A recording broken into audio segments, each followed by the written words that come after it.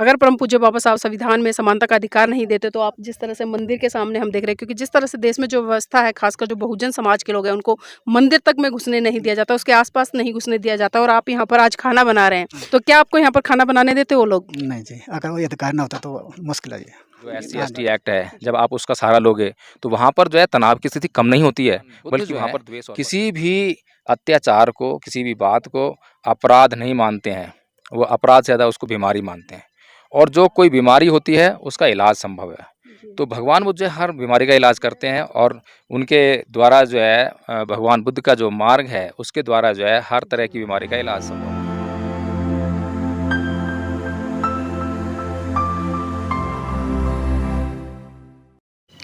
नमस्कार, आप देख रहे हैं NB न्यूज़ 24/7 नीलम बौद्ध के साथ। और साथियों, आज हूं मैं हिमाचल में हमने कई जगह भ्रमण किया है, और अभी वर्तमान में मंडी से लगभग 50 किलोमीटर मैं दूर हूं, और आप देख सकते हैं कि पहाड़ों के बिल्कुल टॉप में हूं, और मेरे राइट हैंड साइड में एक मंदिर है, और हम उधर से निकल रहे थे तो मैंने देखा यहाँ पर आज कुछ पूजा अर्चना हो रही है, कुछ गाने वाने बज रहे हैं, कुछ भजन बज रहे हैं, और कुछ लोग यहाँ पर बाहर खाना बना रहे थे। उनसे भी हमने जुड़ने का प्रयास किया और जानने का प्रयास किया कि आखिर यहाँ पर क्या हो रहा है और किस मंशा को लेकर हो रहा है। तो बहुत सारी चीज़ें यहाँ पर निकल कर आई, और ख़ासकर जो लोग यहाँ पर अर्चना पूजा कर रहे हैं या जो लोग यहाँ पर खाना बनाने का काम कर रहे हैं, कहीं ना कहीं वो लोग बहुजन समाज से आते हैं।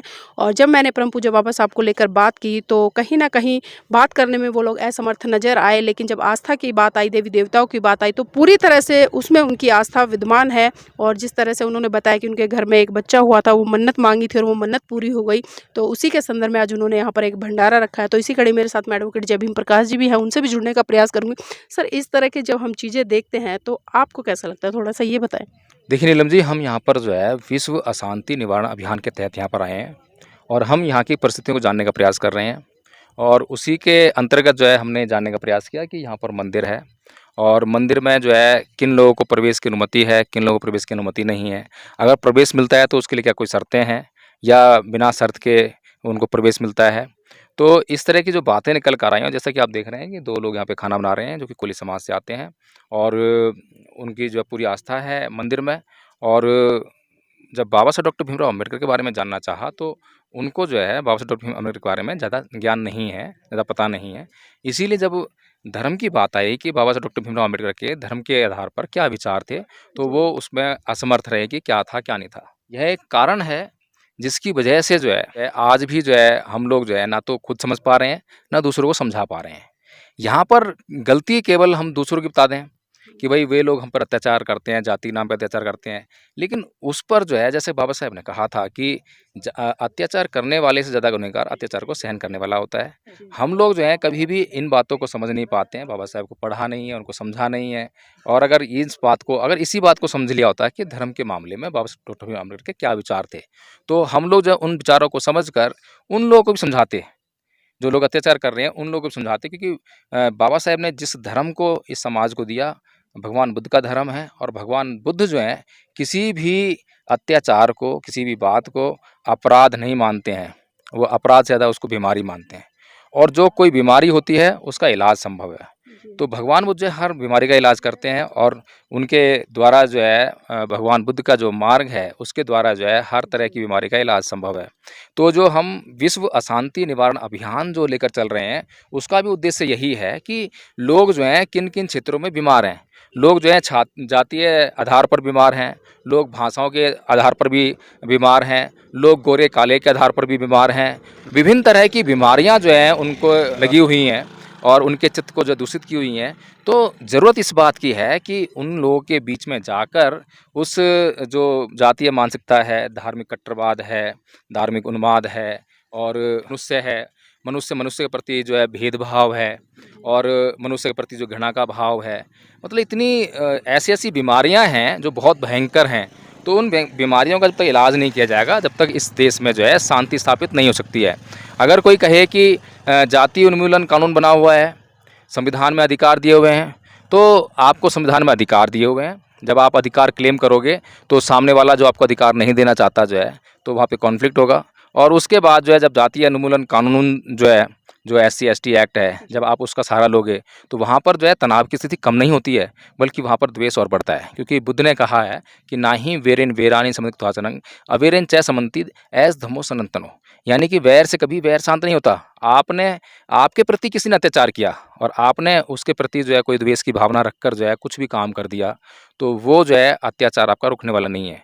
ज़रूरत इस बात की है कि उसका जो है एक स्थायी समाधान किया जाए, और वो स्थायी समाधान जो है, मैं ये समझता हूँ कि देखिए इंस्टेंट रिलीफ तो बहुत ज़रूरी है। इंस्टेंट रिलीफ के रूप में हमारे पास संविधान है, हमारे पास SC/ST एक्ट है, वो इंस्टेंट रिलीफ है कि ताकि अगर कोई समझने के लिए तैयार नहीं है, बिल्कुल ही जंगली व्यक्ति है, लेकिन हर एक समाज में जो है कुछ एक व्यक्ति तो ऐसे होते ही हैं जो समझदार होते हैं, जो कि सुधारवादी दृष्टिकोण के होते हैं। लेकिन समस्या ये है कि उन सुधारवादी व्यक्तियों को भी हम पहचान कर जो है उनको उस काम में नहीं लगा पा रहे हैं। ज़रूरत आज इस बात की है कि जो प्रगतिवादी सोच के जो लोग हैं, जो अत्याचार करने वाले लोगों में जो ऐसे लोग हैं जो प्रगतिवादी सोच के हैं, साइंटिफिक सोच वाले हैं, या जहाँ पर उनके अंदर साइंटिफिक सोच को पैदा किया जा सकता है, तो वहाँ पर जो है उनको चिन्हित नहीं किया जा रहा है, उनसे मुलाकात नहीं हो रही है, उनसे कोई परिचय नहीं हो रहा है, जिसके कारण कि क्योंकि हम लोग अब उनके समाज में जाकर काम करेंगे तो वो जो है बात बहुत गंभीर हो जाएगी। हमारी बात कौन सुनने के लिए तैयार होगा? जहाँ वो मिलने के लिए तैयार नहीं है, बात करने के लिए तैयार नहीं है, बैठाने के लिए तैयार नहीं है, बैठने के लिए तैयार नहीं है, खाने के लिए तैयार नहीं है, किसी तरह का व्यवहार करने के लिए तैयार नहीं, तो ऐसे में हमारी बात क्यों सुनेंगे और हमारी बात पर तवज्जो क्यों देंगे? लेकिन जब उन्हीं के समाज के भीतर से कुछ लोग पैदा होंगे और जब वे लोग जो हैं उस व्यवस्था के बारे में बताएंगे, उस बात के बारे में बताएंगे, तब वो समाज जो है धीरे धीरे धीरे धीरे इन बातों को समझेगा, साइंटिफिक टेम्परामेंट को समझेगा। और जब साइंटिफिक टेम्परामेंट सबको समझ में आ जाएगा तो मनुष्य के जो जीवन में अशांति के जो क्षेत्र हैं उनको जो है ढूंढ कर उनका अंत किया जा सकेगा, और फिर शांति जो है इस देश में, इस दुनिया में कायम की जा सकेगी। तो देखिए, जिस तरह से अभी हम ऊपर से आ रहे थे, यहाँ पर हमें कुछ साथी दिखाई दिए, वो शायद कुछ खाना बना रहे हैं, तो उनसे भी जुड़ने का प्रयास करूंगी और जानना चाहूँगी इस तरह से पहाड़ों पे बिल्कुल टॉप पर और खाली 2 व्यक्ति हैं, तो क्या करें। भाई जी, नाम क्या है? ब्रिजलाल नाम है जी। ब्रिजलाल जी यहीं से हैं? जी, सुंदरनगर से बिलोंग करते हैं जी। अच्छा, सुंदरनगर से आए हैं। तो आज कोई कार्यक्रम है यहाँ पर, आप लोग खाना बना रहे हैं? जी, हम कुछ यात्रा लेके आए हैं अपने गांव से, और हमारे परिवार में बेटा हुआ है, मेरा वो पोता लगता है, इनका भी पोता लगता है, तो इस वजह से हमारी मान्यता है माता जी से, हमारी कुल देवी है, इस करके हम यहाँ आए हुए हैं। हमारी मान्यता पूरी हो गई, इस करके मान्यता पूरी करने आए हुए हैं, माँ को मनाने आए हुए हैं। तो भाई जी, जानना चाहूँगी किस कम्युनिटी से आते हैं? हम कोहली कम्युनिटी से आते हैं। अच्छा, कोहली से आते हाँ हैं। जी, हाँ जी, हाँ तो जी। ये भी जानना चाहूँगी, बाबा साहब के बारे में कुछ जानते हैं जो डॉक्टर भीमराव अम्बेडकर जी रहे हैं? जी जी, जानते हैं। थोड़ा सा हमारे दर्शकों को बताएं उनके बारे में। बाबा भीमराव के बारे में जी। जी। भीमराव जी भी इस किस बारे में पूछना चाहेंगे उनके बारे में? हम तो उनके क्वालिफिकेशन, उनकी क्वालिफिकेशन के बारे में अच्छे पढ़े लिखे आदमी हैं थे बेचारे, और उन्होंने हमारे समाज के लिए हर तरीके से प्रयत्न किए हुए हैं, और सबसे ज़्यादा पढ़े लिखे आदमी थे जिन्होंने संविधान को हमारे देश में लिखा है। जो हमारे संविधान आजकल कानून व्यवस्था चली हुई है वो उनके द्वारा लिखी गई है। हिंदू धर्म के बारे में क्या कहा था डॉक्टर अम्बेडकर जी ने? जी, इस बारे में हम नहीं ज़्यादा इस बारे में नहीं जानते हैं। ये तो पता होगा कि उन्होंने कौन सा धर्म छोड़ा था और कौन सा अपनाया था?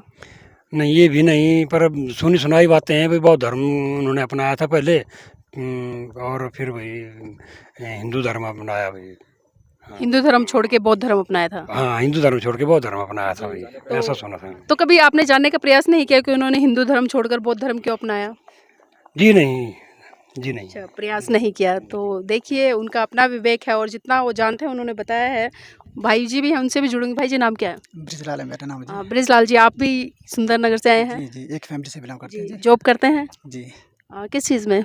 HPS में जी, बिजली बोर्ड में। अच्छा, बिजली बोर्ड में करते हैं। कौन से समाज से हैं आप? कोहली समाज से जी। कोहली समाज से हैं। तो बाबा साहब को मानते हैं, जानते हैं, या सिर्फ ऐसे? बिल्कुल बिल्कुल, पढ़ा है हमने भी बाबा साहब के बारे में, तो जी। अच्छे मतलब समाज के लिए अच्छे काम किए, अच्छा प्रयास किया उन्होंने, छोटी जाति को ऊपर उठाने के लिए मतलब काफ़ी प्रयास किया, भरसक प्रयास किया उन्होंने जी। और आज जो मतलब हमारा छोटा समाज है उन्हीं के जो मतलब मार्गदर्शन पे चल रहा है, और उनके जो द्वारा बनाए गए कानून जो हैं वो आज इम्प्लीमेंट हो रहे हैं, तो छोटी जाति के लिए मैक्सिमम उनका योगदान बहुत अच्छा रहा है। नहीं, ये क्योंकि देखो हम देखते हैं बहुत सारे लोग कहते हैं कि छोटी जाति के लिए काम किया, लेकिन जब उन्होंने संविधान लिखा तो वो हाँ जी। खाली छोटी जाति नहीं, के नहीं, लोगों खैर जी, हाँ, जी। मतलब इस वक़्त मतलब हमें गर्व है, उनके जी। ऊपर गर्व है, जो अब आज हम छोटी जाति हैं उनके ऊपर ना जी मतलब अधिकार है, मतलब मैक्सिमम तो हमें अच्छे मतलब जीने का अगर है लगता है कि डॉक्टर अंबेडकर भारत देश का संविधान नहीं लिखते और उसमें प्रावधान नहीं करते नौकरियों में जो एक रिजर्वेशन की व्यवस्था है, तो आपको नौकरी मिलती? नहीं, नहीं मिलती जी। अगर परम पूज्य बाबा साहब संविधान में समानता का अधिकार नहीं देते, तो आप जिस तरह से मंदिर के सामने हम देख रहे हैं, क्योंकि जिस तरह से देश में जो व्यवस्था है, खासकर जो बहुजन समाज के लोग हैं, उनको मंदिर तक में घुसने नहीं दिया जाता, उसके आसपास नहीं घुसने दिया जाता, और आप यहाँ पर आज खाना बना रहे हैं, तो कितना बड़ा योगदान मानते हैं इसमें बाबा साहब का? बहुत तो क्या आपको यहाँ पर खाना बनाने देते वो लोग? नहीं जी, अगर वो अधिकार ना होता तो मुश्किल है जी। हाँ जी, इतनी बार हम आए, ऐसा तो नहीं हुआ हमारे साथ।